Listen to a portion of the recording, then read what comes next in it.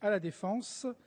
La parole est à Monsieur François Cornut-Gentille, rapporteur spécial de la Commission des finances, de l'économie générale et du contrôle budgétaire pour la préparation de l'avenir pour 15 minutes.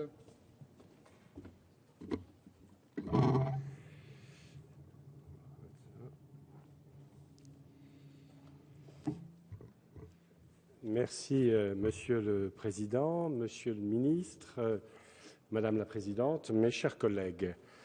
Rapporteur des programmes 144 et 146, à titre personnel, je ne me suis pas opposé, en Commission des finances, à l'adoption des crédits de la mission Défense. Il en sera de même dans cet hémicycle. Deux raisons dictent ce choix. D'abord, parce que ce budget de transition que vous nous proposez, Monsieur le Ministre, est largement dans la continuité de ce qui a été décidé au cours des 5 dernières années. Ensuite, parce que dans le contexte extrêmement difficile où nous nous trouvons, j'estime que la majorité et l'opposition ont mieux à faire que l'éternel sketch du bilan, calamiteux ou mirifique selon les uns et les autres. De ce point de vue, Monsieur le Ministre, je vous invite à vous distinguer encore davantage de certains de vos collègues du gouvernement qui semblent avoir du mal à sortir de ce registre. Autant que la situation de nos armées, votre tempérament et votre compétence reconnue créent, et je dirais même imposent ou exigent les conditions d'un débat de meilleur niveau. Je souhaite d'abord décrire brièvement le moment très particulier dans lequel nous sommes et valider votre démarche. Puis j'aborderai 3 thèmes majeurs pour l'avenir de nos armées, en soulignant la nécessité d'innover et de changer en profondeur nos méthodes de travail afin de conserver notre excellence. En d'autres termes, la création d'un nouveau livre blanc est indispensable et nécessaire, mais la démarche n'est à mes yeux pas suffisante. Elle doit être poursuivie et complétée par un travail intellectuel et politique permettant d'aboutir à un véritable projet pour notre défense. Chacun connaît ici l'environnement financier de notre défense que je rappellerai brièvement. En dépit d'efforts non négligeables, l'écart entre la LPM et les budgets votés se monte à 3 milliards sur la période 2009-2012 et sera de 5 milliards fin 2013. La trajectoire financière de la loi de programmation qui prévoyait une hausse de 1% à partir de 2012 n'apparaît plus tenable.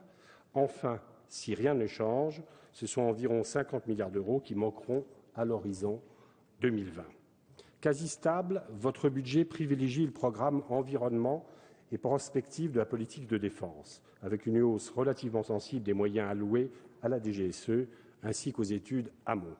Quant au programme équipement des forces, avec un peu plus de 10 milliards de crédits de paiement, il est quasiment identique à celui de 2012, mais enregistre une baisse sensible des autorisations d'engagement d'un peu plus de 14%. Ceci se traduit par un important report de commandes, y compris sur des sujets majeurs.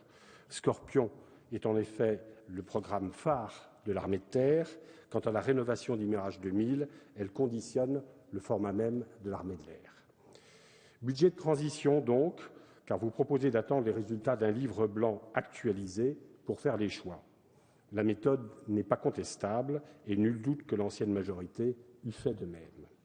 Cependant, qu'on le reconnaisse ou non, encore plus qu'en 2008, la contrainte budgétaire est aujourd'hui telle qu'il est vraisemblable qu'elle contraigne toute la réflexion. Mettre les acteurs institutionnels face à la réalité financière s'impose évidemment, mais il y a peu de chances pour que le positionnement des uns et des autres dans la défense des intérêts de leur structure aboutisse naturellement à une stratégie. Il est plus probable que l'on obtienne une réduction homothétique des moyens. Compte tenu du niveau historiquement bas de notre effort de défense, plus proche du 1,5% du PIB que de 2%, le risque est alors grand d'un déclassement de nos armées.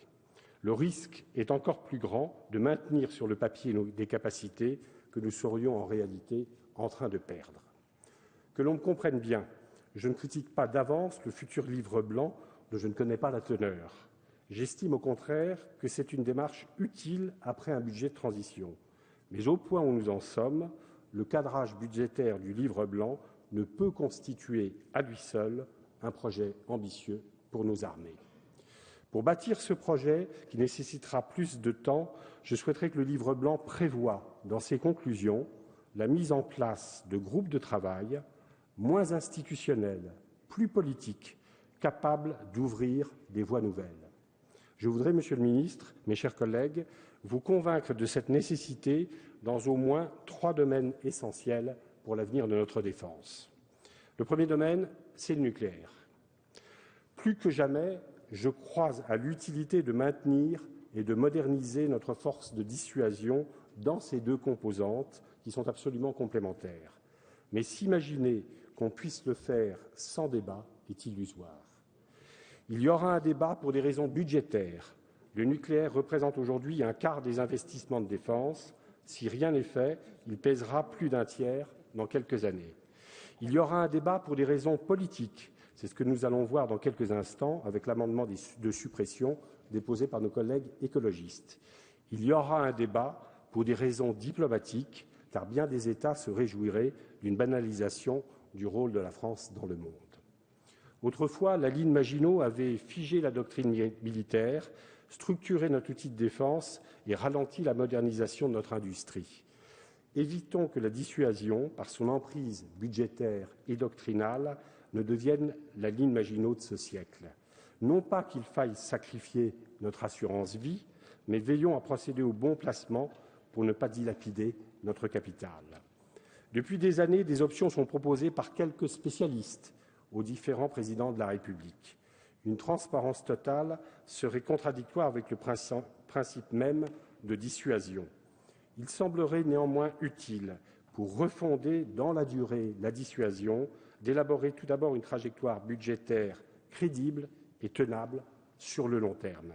Si l'on part du principe du maintien des 2 composantes, cela suppose des interrogations fines sur l'utilité des performances recherchées et sur le concept de permanence. C'est la mission qui doit dimensionner l'outil et non l'inverse, comme c'est le cas quand une doctrine se fige. Refonder la dissuasion, c'est aussi, sur le plan diplomatique, mutualiser certains équipements avec les Britanniques. Mais à terme, n'est-il pas souhaitable, tant sur le plan budgétaire que stratégique, d'aller plus loin? Peut-on imaginer une crise nucléaire qui ne concernerait qu'une seule de nos 2 nations?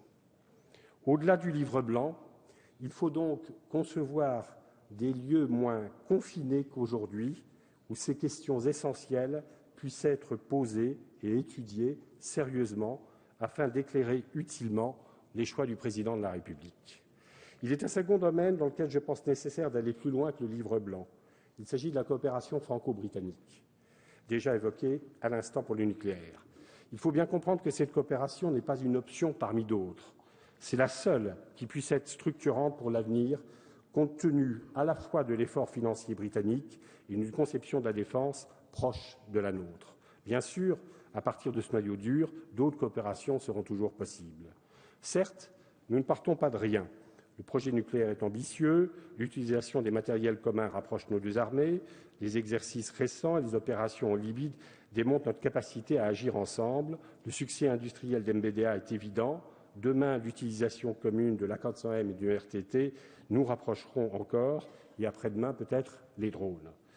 Tout cela est loin d'être négligeable, mais l'on voit bien que cela reste encore fragile, notamment sur le plan industriel. Ainsi, si l'ANL ne se fait pas, hormis le nucléaire, aucun programme commun concret ne serait développé l'année prochaine. C'est bien pourquoi l'enjeu de ce programme n'est pas simplement militaire et budgétaire, mais bien stratégique. Des 2 côtés de la Manche, le poids des habitudes, des préjugés, la crainte de la nouveauté ne nous empêche certes pas de progresser, mais nous n'avons toujours pas franchi le cap décisif, véritablement irréversible. Pour le faire, je crois que le livre blanc devrait instaurer un suivi politique beaucoup plus approfondi qu'actuellement. Le risque d'enlisement ne se situe pas au niveau des ministres, mais à un niveau technique. Aussi, nos assemblées devraient s'impliquer de façon beaucoup plus précise et régulière dans ce domaine. Peut-être faudrait-il aller jusqu'à auditionner les groupes de travail franco-britanniques. En tout cas, il est certain que des méthodes plus volontaristes doivent être mises en place. Troisième domaine majeur dans lequel il nous faudra impérativement innover et compléter le travail du livre blanc, l'industrie. Jusqu'à présent, le lien entre l'État et plus précisément la DGA et les industries primait dans la définition des orientations stratégiques de nos industries de défense. Aujourd'hui, ce lien doit être repensé pour plusieurs raisons. La commande nationale ne suffit plus pour assurer la pérennité de notre outil de défense. On peut être inquiet à l'égard de sociétés totalement dépendantes du ministère de la Défense. Ces sociétés doivent s'émanciper. Cela suppose pour certaines une évolution de leur statut social, pour d'autres des rapprochements avec des concurrents d'hier. Je suis préoccupé notamment par le devenir de notre industrie d'armement terrestre. Certes, Renault Trucks Défense et Pan ont retenu leur destinée, mais que devient Nexter dans ce paysage fragmenté? Autre motif de réflexion, les exportations sont de plus en plus difficiles par la baisse des commandes européennes et l'émergence de concurrents étrangers particulièrement performants. L'inadéquation des produits aux besoins des États clients est également une source de préoccupation. L'excès de technologie peut devenir un obstacle. Je pense notamment aux frégates. Toutes les marines n'ont pas forcément les ressources humaines en mesure de servir des bâtiments à haute valeur technologique. Enfin, les principales entreprises d'armement qui réussissent ont diversifié leur activité avec un volet civil devenu, pour certaines, crucial. Je pense aux PME sous-traitantes, mais aussi à DCNS qui s'appuie sur l'énergie marine pour assurer sa croissance future. Comme souvent, l'organisation de l'État est en retard par rapport à ces évolutions. Ni les états-majors, ni la DGA, ni les services de Bercy ne sont en mesure de répondre à ces enjeux industriels. Car aujourd'hui, les industries de défense ont besoin, autant que les industries dites civiles, de l'affirmation d'une véritable politique industrielle nationale. Distinguer la défense des autres domaines, c'est oublier les synergies existantes en matière de recherche et de développement, d'exportation, de sous-traitance et de PME. En considérant les industries d'armement comme un sujet à part de la politique industrielle, on les fragilise plus qu'on ne les protège.